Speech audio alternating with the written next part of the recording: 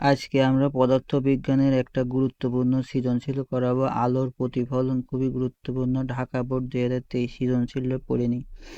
একটি সমতল দর্পণের সামনে 20 সেন্টিমিটার উচ্চতার একটি বস্তু রাখা হলো।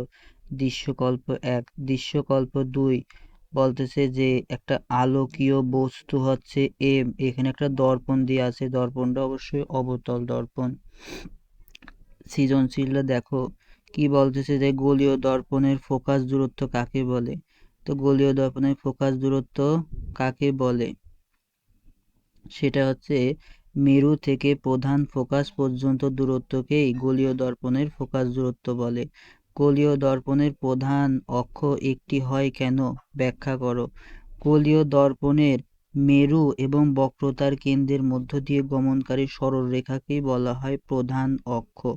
যেহেতু গোলীয় দর্পণের মেরু থাকে একটা এবং বক্রতার কেন্দ্রও থাকে একটা, তাই মেরু এবং বক্রতার কেন্দ্রের মধ্য দিয়ে গমনকারী সরলরেখা একটিই হয়,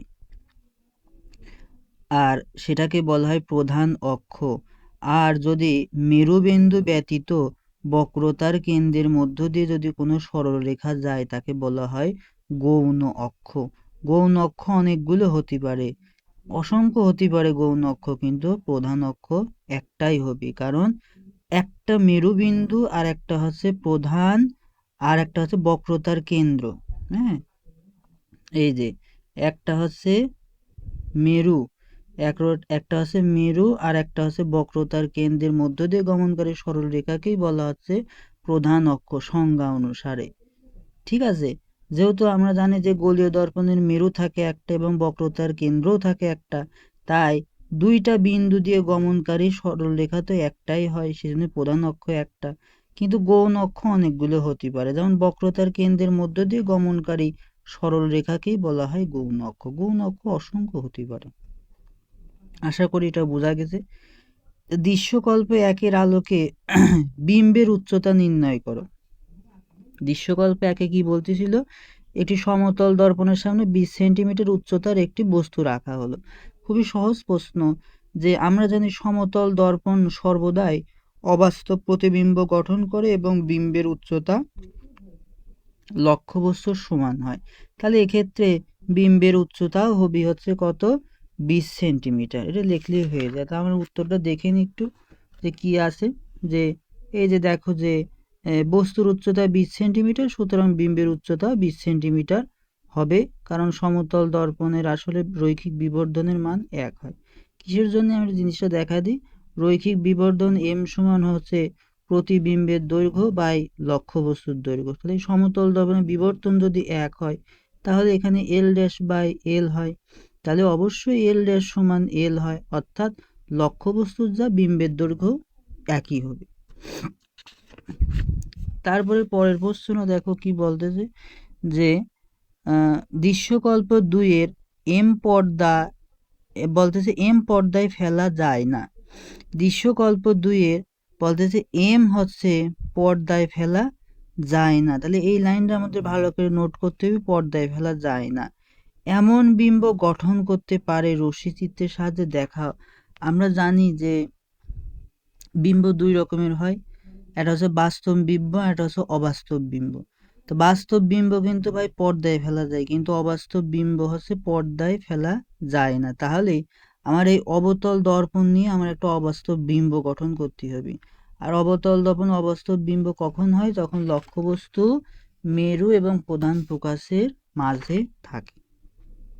তাহলে আমরা এবার কি করব, আমরা এটা ছবিটা আঁকাবো, যে এভাবে লেখবা, মনে করি যে এম পি এম ড্যাশ একটি অবতল দর্পণের উপর অবস্থিত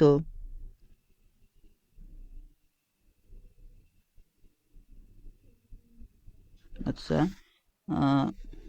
অবতল দর্পণটা আমি একটু ভালো করে আঁকাইনি। আচ্ছা, আমরা হচ্ছে আমরা এই অবতল দর্পণের দিয়ে আমরা একটা অবাস্তব প্রতিবিম্ব গঠন করি। আচ্ছা, তাহলে আমরা একটা অবতল দর্পণটা আমরা আঁকাইনি। এই যে আমরা একটা অবতল দর্পণ আঁকালাম, এই উত্তল অংশে আমরা কি দেব, পাড়া দেব। ঠিক আছে, পাড়া মানে পা দিয়ে লাথি মারা নয়, মানে সিলভারিং করা, তাই করলাম। তাহলে এটা হচ্ছে এম, এটা হচ্ছে পি, আর এটা এম ড্যাশ। তারপর আছে, আমি আগে আঁকাইনি, তারপর আমি দেখাচ্ছি, এটা অবশ্যই কাটা কম্পাস দিয়ে আঁকাতে হয়।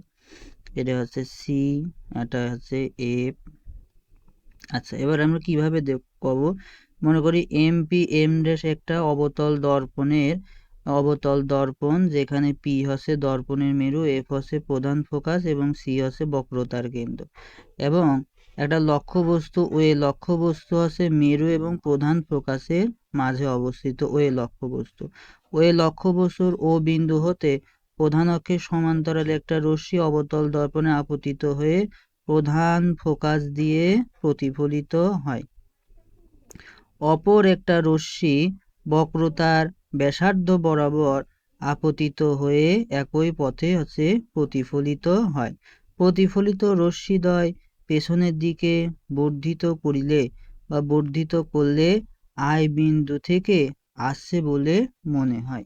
তাহলে আই হতে প্রধান অক্ষের ওপর অঙ্কিত আই বিলম্বই হচ্ছে ওই লক্ষ্যবস্তুর অবাস্তব, সোজা এবং বিবর্ধিত প্রতিবিম্ব। তাহলে এটুকু লিখলে পরে নম্বর পাওয়া সম্ভব।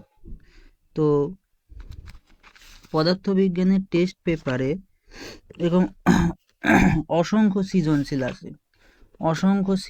আছে, এত সৃজনশীল করা আসলে সম্ভব না। তাই গুরুত্বপূর্ণ সৃজনশীল নিয়ে আমি একটা পিডিএফ ফাইল বানাইছি। যদি কেউ পিডিএফ ফাইলটা নিতে চাও, তাহলে সেই ক্ষেত্রে আমাকে মেসেজ দিতে হবে, তাহলে আমি সেই পিডিএফ ফাইলটা দেব। পিডিএফ ফাইলটার মূল্য খুবই কম, শুধুমাত্র গুরুত্বপূর্ণ সৃজনশীলগুলো আছে। তো যারা নিতে চাও আমাকে বলবা, আমি পিডিএফ ফাইলটা দেবো, সেখান থেকে করলে পরে অবশ্যই কমন পাওয়া যাবে এবং অবশ্যই পদার্থবিজ্ঞানে প্লাস পাওয়া যাবে। পদার্থবিজ্ঞান আসলে কোনো কঠিন বিষয় না, সহজ বিষয়, বুঝে বুঝে পড়তে হয়। ধন্যবাদ।